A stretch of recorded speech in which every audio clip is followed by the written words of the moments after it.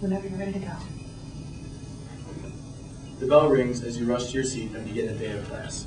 Class rises together and recite the following words. You can help me if you choose. I pledge allegiance to the flag of the United States of America and to the republic for which it stands, one nation, under God, indivisible, with liberty and justice for all. You've all said it according to my audience analysis, but what does it mean? To most of you, nothing at all. So why do we say it? We say it to honor our country and recognize what it means to be an American. But what about those who are not just American? But what about those who don't recognize religion in the way that the pledge suggests? Should these people be required to stand and say the pledge too? Thousands of students experience this every day in American public schools as they are made to say the Pledge of Allegiance. The controversial phrase, under God, has sparked heavy debate as to whether it is right to make students mention God in the Pledge of Allegiance, as well as pay respect to our country, regardless of their nationality.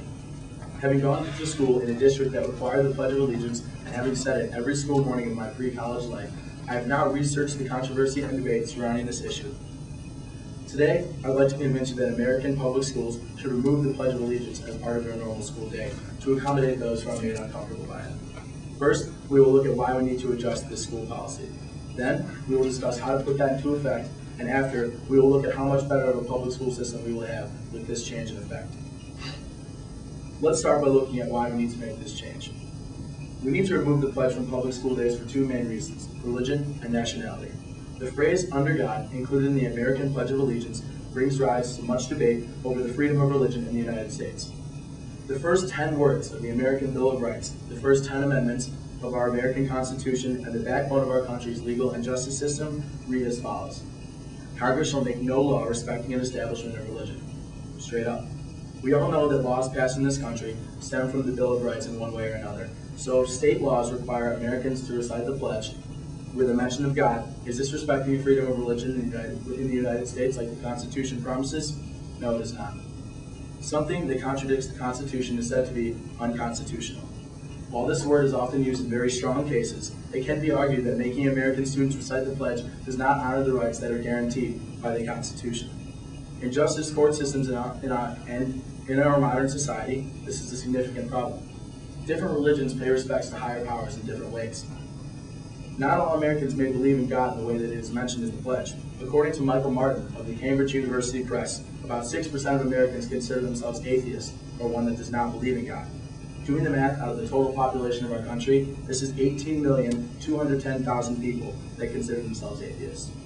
Despite this large number, I recognize that it is only students who are saying the pledge, who might not have fully developed religious beliefs yet. However, while it may be difficult for a public school child to consider themselves as atheists at such a young age, parents surely can and might just try to instill this idea into their children. This is what caused some of the biggest court cases around this issue. So let's look at some of these cases.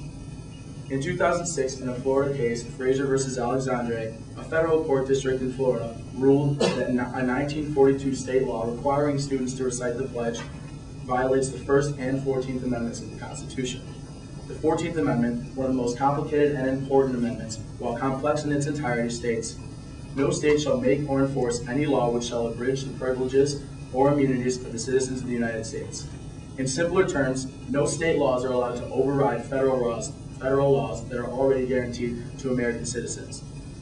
And that creating a state law that forces one to pay respect to God that they may not choose to, this is creating a state law that overrides a constitutional right, which is not okay.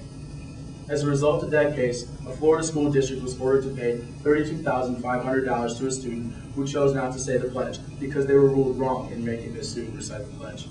In another case, in 2009, in Montgomery County, Maryland, a teacher had school police remove a 13-year-old girl from the classroom who refused to say the Pledge of Allegiance. The student's mother, with the help of the American Civil Liberties Union of Maryland, requested and received an apology from the teacher, leading to a state law and the school student handbook, both requiring that students not be made to say the pledge. The big idea here is that those who have taken action and challenged the government against a required pledge have won and proven victorious in several court cases. Aside from religion, nationality continues to be another issue around the American Pledge of Allegiance. In our country, thanks to the Constitution, people who are not born here can fully function as a U.S. citizen after completion of a certain process. This means that non-Americans can live, work, and go to school in our country without being fully American. In fact, about 12.6 or a whopping 38 million people of our population are foreign-born, according to the Washington Post. Now imagine all of the foreign students that this number produces.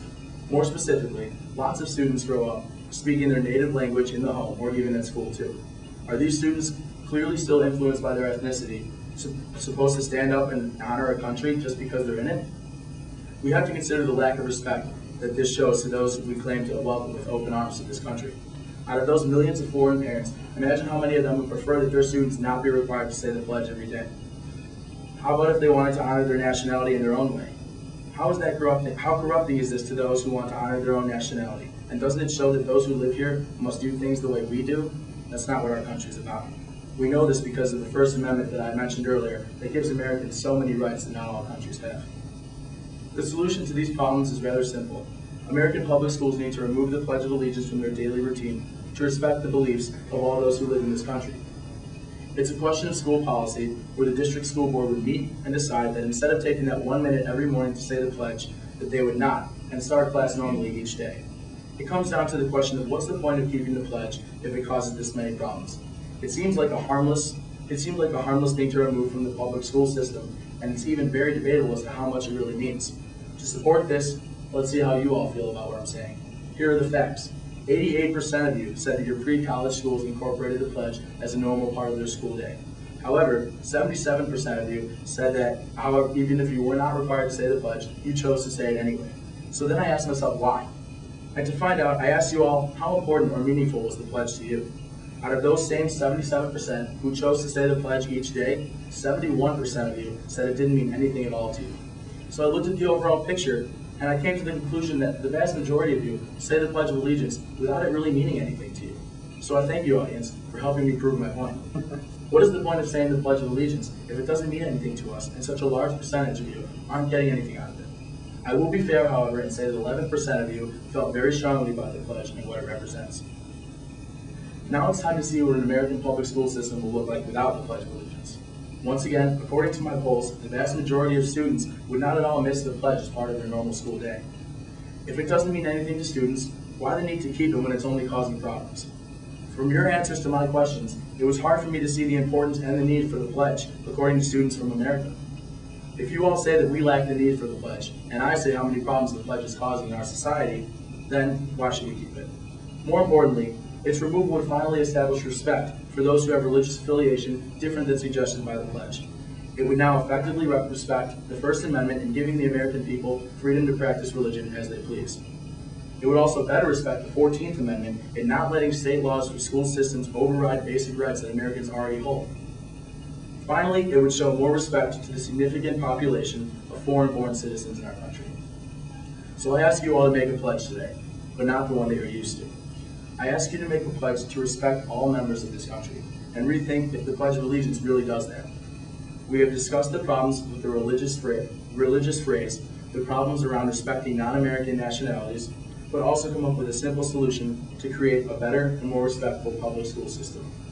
As a tiny part of our day, but such a large part of our society, I now wonder where actually is the liberty and justice for all.